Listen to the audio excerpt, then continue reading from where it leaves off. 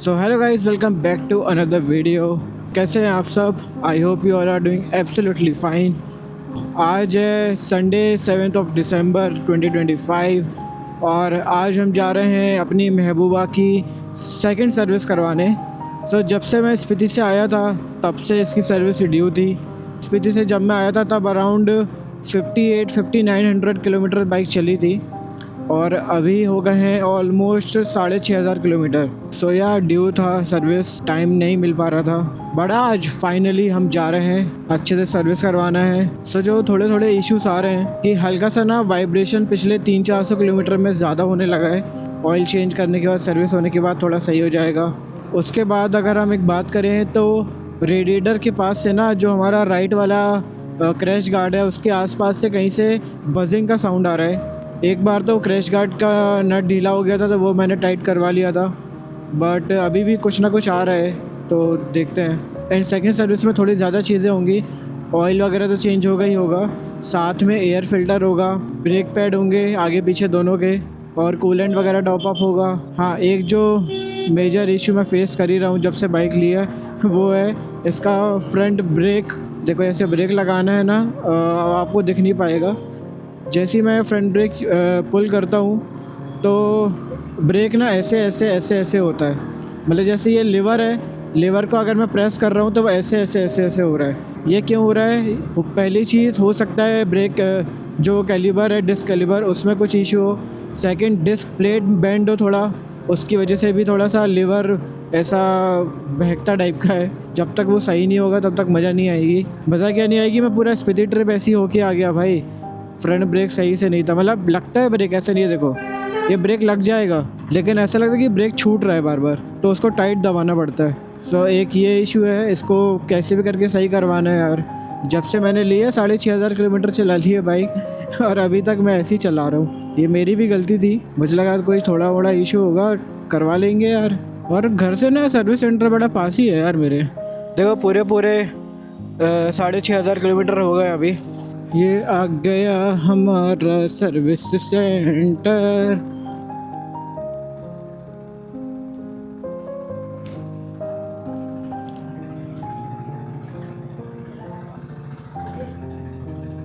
चलो भाई, card ward बनवाते हैं। मैम कार्ड बना दो। एक ये भी था, ये नट निकल गया था हमारा चिटकुल वाले रूट पर ये नट भी लगवाना पड़ेगा। उस टाइम पे जुगाड़ कर लिया था जिप टाई लगा के, ये निकलवा के नट लगा लेंगे। सेकंड सर्विस है। जब से सर्विस ड्यू थी ना, उसके बाद 700 किलोमीटर और ज़्यादा ही चल गई है। इसको निकाल लेता हूँ। यह है भाई एयर फिल्टर के हाल।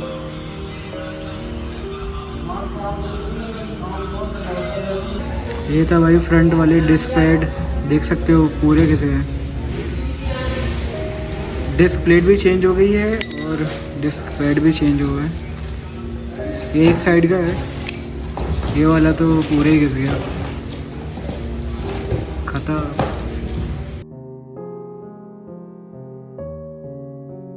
गाइस अभी हो रहा है टाइम ऑलमोस्ट 5 बज गए हैं। पूरा दिन लग गया यार, बट काम हो गया पूरा कंप्लीट।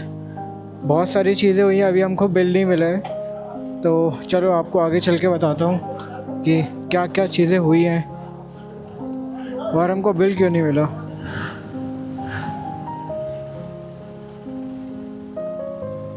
टोटल अगर आपको मैं अमाउंट बताऊँ तो 2866 अमाउंट आया है, जिसमें engine oil, oil filter, air filter, आगे का ब्रेक पैड, तो ये सब चेंज हुआ है। अब मैं आपको बताता हूँ कि मुझे बिल क्यों नहीं मिला अभी, क्योंकि आगे की जो डिस्क प्लेट थी वो थी बैंड, जिसकी वजह से ब्रेक का इशू था। देखो अभी ब्रेक एकदम सही लग रहा है, और पहली वाली प्लेट में ना ब्रेक सही नहीं लगते थे। वो हमने डाली है वारंटी में, क्योंकि जब से बाइक ली है तब से ही वो इशू था। वो वारंटी क्लेम करने के चक्कर में बहुत सारी पंचायत हुई, उनका सिस्टम वारंटी ले ही नहीं रहा था। KTM वालों ने बोला कि भैया आप सिक्योरिटी अमाउंट डिपॉजिट कर दीजिए, मतलब डिस्क प्लेट का जो अमाउंट रहता है 2150, ये मैंने वहाँ पे जमा किया। इसलिए अभी बिलिंग नहीं हुई है आज की सर्विस की, क्योंकि जब अप्रूवल आ जाएगा उसके बाद बिलिंग करेंगे। आई सेड ठीक है भाई, कोई दिक्कत नहीं है। पूरा दिन यार संडे का निकल गया सर्विसिंग में। सबसे मेन काम था जो फ्रंट ब्रेक का, वो हो गया।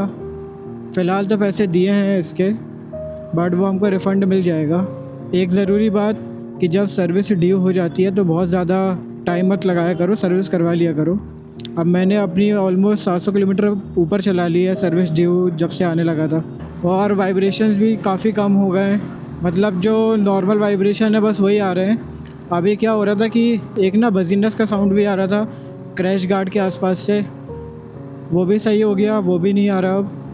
और जो वाइब्रेशन आ रहे थे वो भी सही हो गया।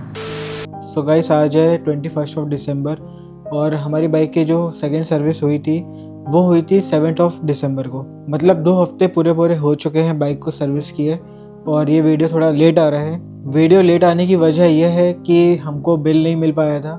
तो बिल तो 3100 समथिंग का आया है, बट जो मैंने अमाउंट उस टाइम पर पे करके आया था सेकंड फ्री सर्विस का, वो करके आया था मैं अराउंड 2866 समथिंग, मतलब 2900 रुपये आप मान सकते हो। अब हम बात करते हैं कि बाइक में फ़र्क क्या क्या आया है आफ्टर सेकंड सर्विस। पिछले 2 हफ्तों में मैंने अराउंड 250 किलोमीटर बाइक चलाई है, मेनली सिटी में ही चलाई है। तो मैं आपको बताता हूँ कि क्या क्या डिफरेंस इसमें आया है। सबसे मेन चीज़ जो मैंने फील की है वो है कि बाइक का जो वाइब्रेशन है वो काफ़ी कम हो गया भाई, ड्रास्टिकली कम हुआ है, लिटरली बता रहा हूँ। उसके बाद एयर फिल्टर चेंज हुआ है तो थ्रॉटल रिस्पॉन्स थोड़ा सा अच्छा हो गया है, जो इनिशियल पावर देती है बाइक वो थोड़ा सा और अच्छा हुआ है। बहुत ज़्यादा फ़र्क नहीं आया बट हल्का सा आया है। मतलब बाइक काफ़ी लाइट चल रही है और काफ़ी अच्छी चल रही है। उसके बाद हीटिंग इशू तो अभी वैसे है नहीं, क्योंकि एकदम विंटर पीक पे चल रही है अभी, तो हीटिंग इशू का भी कुछ ऐसा सीन नहीं है। तो या ये सब छोटे छोटे चेंजेस आए हैं। Big thumbs up to KTM Jabalpur and KTM India कि यार वारंटी क्लेम कर ली उन लोगों ने। हालांकि देखो होता क्या है कि जो डिस्प्ले चेंज करी है वो 2150 रुपये की थी, ठीक है, बट ना ये मैन्युफैक्चरिंग डिफेक्ट था। ये था प्रॉब्लम मेरे एंड से कि मैंने ज़्यादा ध्यान नहीं दिया अभी तक उस पर। मैं 1-2 बार गया भी था बट टाइम नहीं था मेरे पास, इसलिए मैं करवा नहीं पाया। तो एक ये बात थी, इस बार करवानी था और क्लेम ले लिया कंपनी ने, यही बहुत बड़ी बात है भाई। So thank you so much KTM वालों